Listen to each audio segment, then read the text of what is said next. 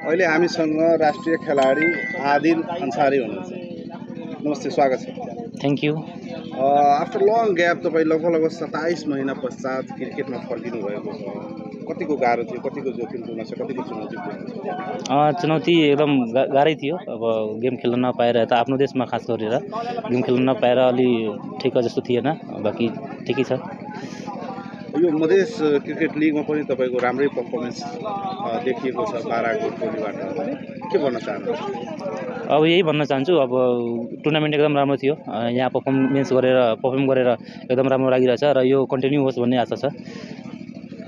जस्तै अब फेरि राष्ट्रिय टोलीमा फर्किनको लागि तपाईँको योजना के छ, लक्ष्य के छ?